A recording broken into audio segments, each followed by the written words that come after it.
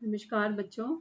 आज हम 10वीं कक्षा का पहला पाठ जो कि एक कविता है दोहावली। इसके कवि हैं तुलसीदास जी, जो कि राम भक्ति शाखा के कवि हैं। श्री राम को लेकर उन्होंने अपने काव्य रचा है और इस कविता में, इस दोहावली में तुलसीदास जी के भक्ति और शिक्षाप्रद दोहे लिए गए हैं।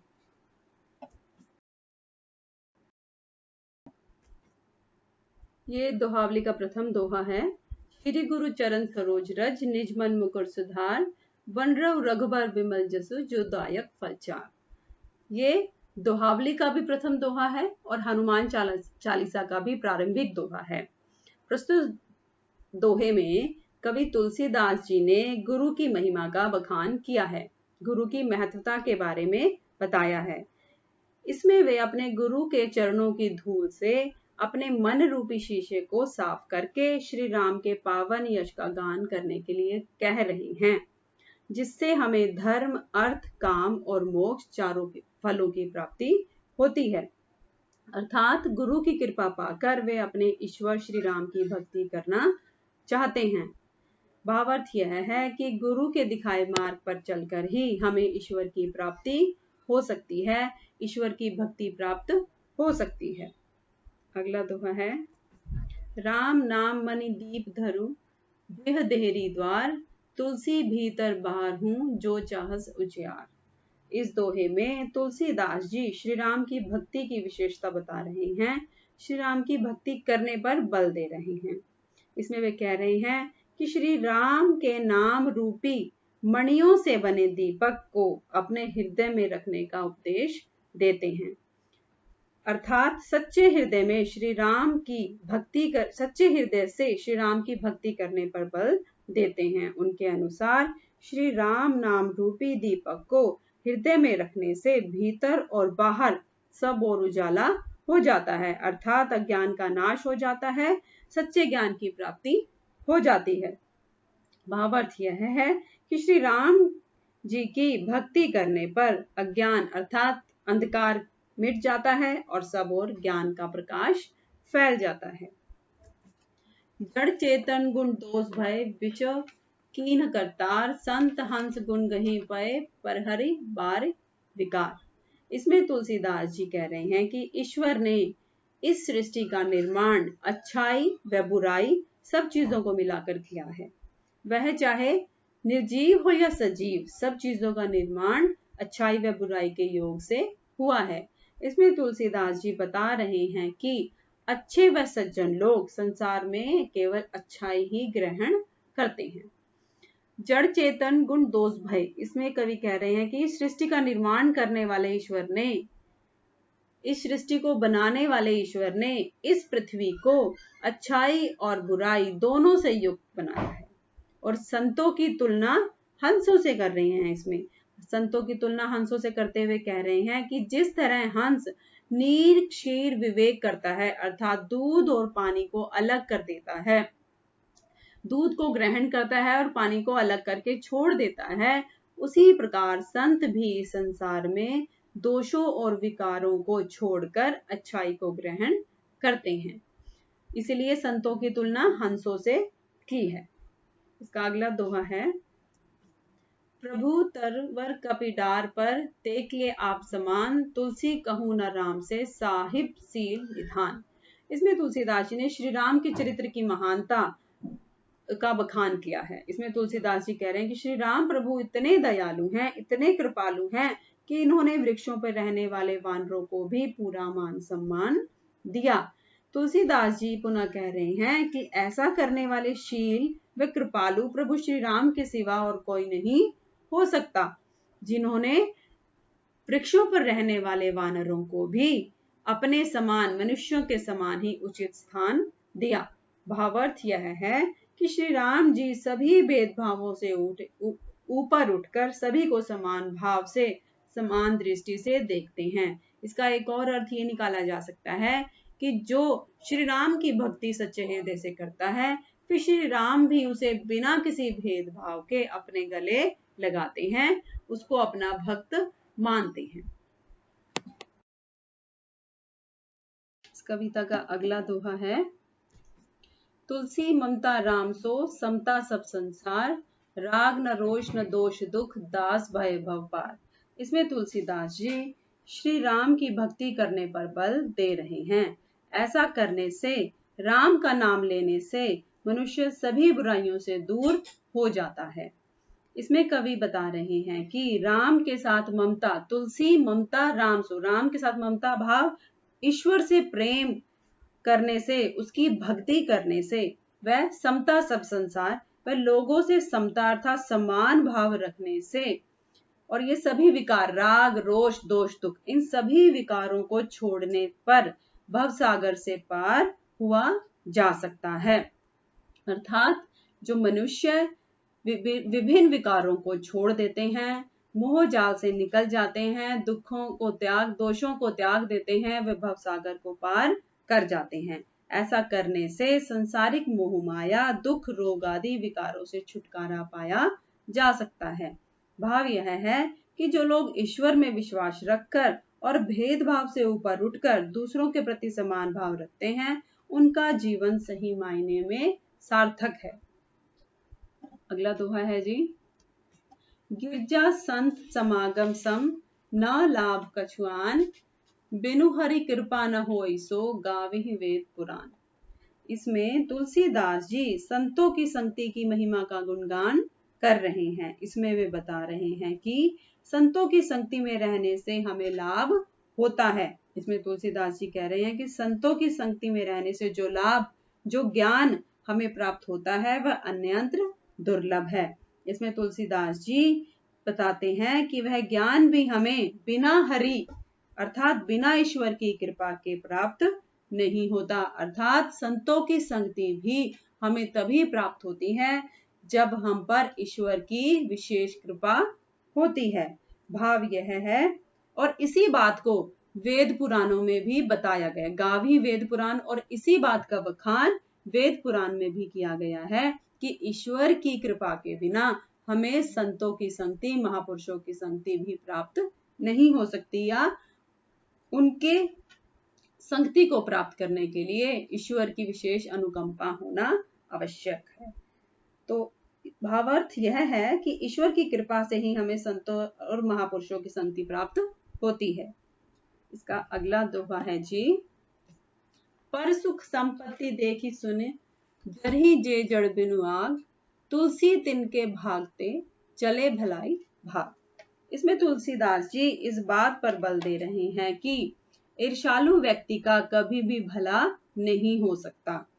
जो दूसरों की सुख सुविधाओं, सुख संपत्ति को देखकर जलते हैं, उनसे नफरत करते हैं, उनको कभी भी जीवन में भलाई नहीं मिल सकती। इसमें तुलसीदास जी क्या बता रहे हैं कि जो लोग दूसरों का सुख और संपत्ति या धन को देखकर बिना आग के ही चलते हैं, जरी जे जड़ बिनु आग, जो बिना आग के अर्थात ईर्ष्या की आग में चलते हैं, तुलसी तिनके भागते, तुलसीदास जी कहते हैं कि उनका कभी भी हित नहीं हो सकता, उनके भाग्य से भलाई हमेशा के लिए चली जाती है।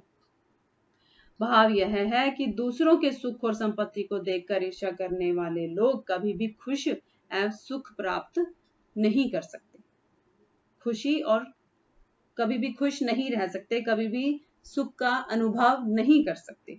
इसमें ईर्ष्यालु लोगों के बारे में बताया गया है कि ईर्ष्या करने वाले जो लोग हैं अपना ही नुकसान करते हैं।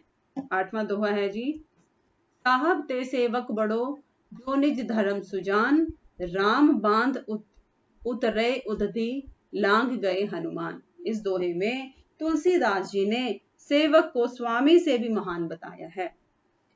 इसमें वो कह रहे हैं कि जो सेवक अपनी सेवा व भक्ति धर्म को पूर्ण निष्ठा के साथ निभाता है, वह अपने प्रभु से भी महान, प्रभु से भी बड़ा हो जाता है। इसमें साहब ते सेवक बड़ो, जो निज मतलब अपने धर्म को पूरी निष्ठा के साथ निभाता है, वह साहब अर्थात अपने स्वामी से भी बड़ा हो जाता है, वह सेवक अपने स्वामी से भी बड़ा हो जाता है। इसमें हनुमान जी का उदाहरण देकर इस बात को स्पष्ट करते हुए तुलसीदास जी कह रहे हैं कि श्री राम ने तो पुल बनाने के उपरांत समुद्र को पार किया, किंतु उनके जो भक्त थे, जो जिनका उनमें अटल विश्वास था, उन्होंने तो पहले ही समुद्र को पार कर दिया था, अर्थात वो पहले ही समुद्र को लांघ गए थे। भावार्थ यह है कि अपने धर्म पर अटल एवं ईमानदार होने पर हम असंभव कार्य को भी संभव कर सकते हैं। अगला दोहा है, हमारा 9वां दोहा है जी। सचिव वैद गुरु तीन जो प्रिय बोलहि भयु आस, राज धर्म तन तीन कर होई बेगहि नास।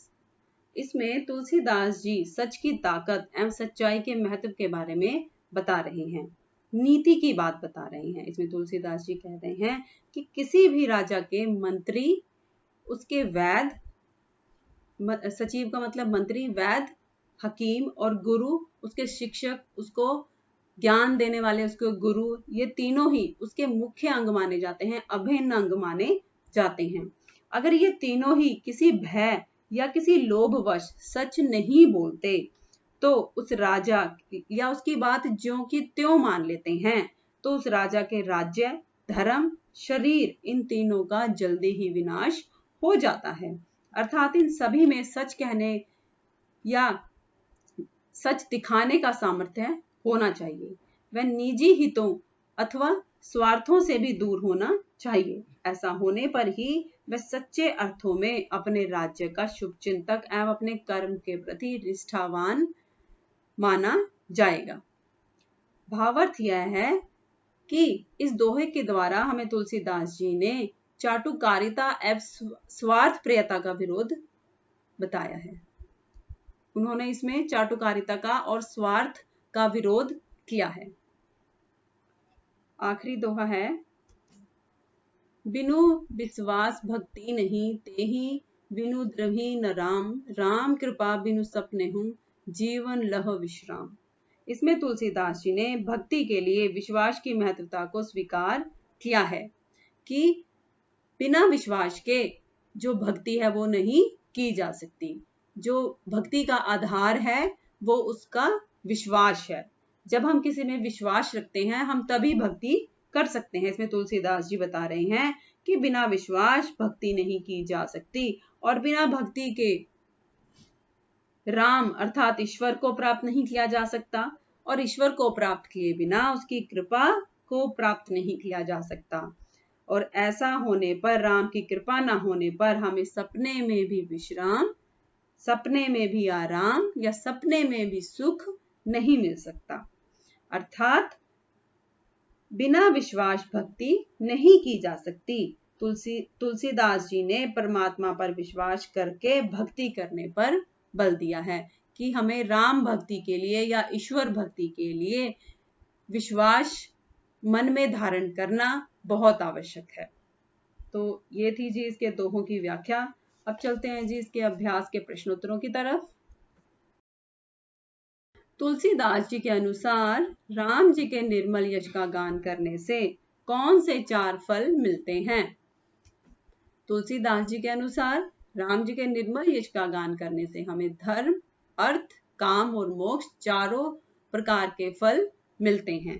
दूसरा प्रश्न है, मन के भीतर और बाहर उजाला करने के लिए तुलसी कौन सा दीपक हृदय में रखने की बात करते हैं? तुलसीदास जी हृदय में श्री राम नाम रूपी मणियों के दीपक को रखने की बात करते हैं। संत किसकी भांति नीट क्षीर विवेक करते हैं? संत हंस की भांति नीट क्षीर विवेक करते हैं।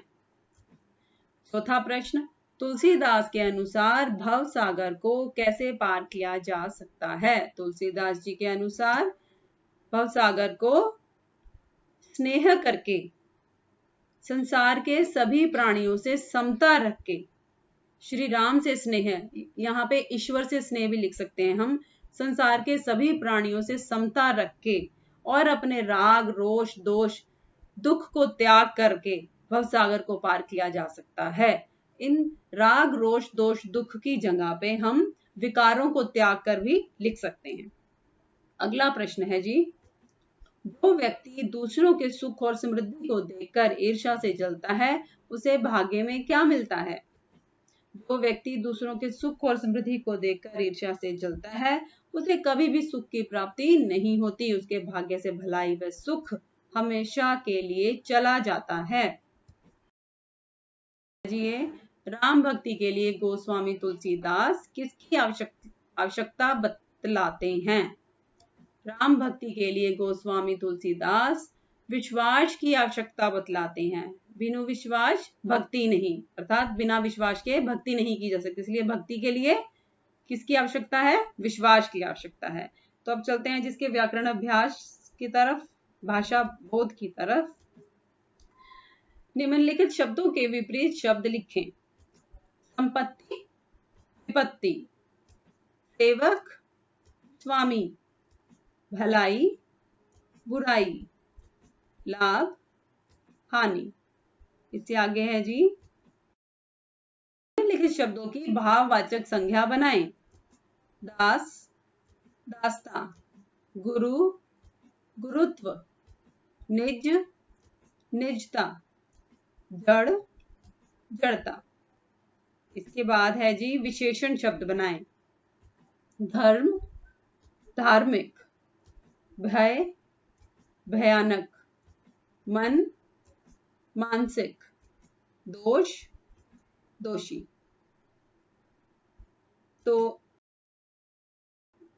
इस कविता के दोहों की व्याख्या, उसके साथ उसका प्रश्न अभ्यास और व्याकरण अभ्यास। कवि के बारे में जो जानकारी है, जो आपको पुस्तकों में भी दी गई है, वो डिस्क्रिप्शन बॉक्स में मिल जाएगी, जिसे आप जरूर पढ़ेंगे। कविता को ध्यान से सुनने के लिए, इसकी व्याख्या समझने के लिए बहुत बहुत धन्यवाद।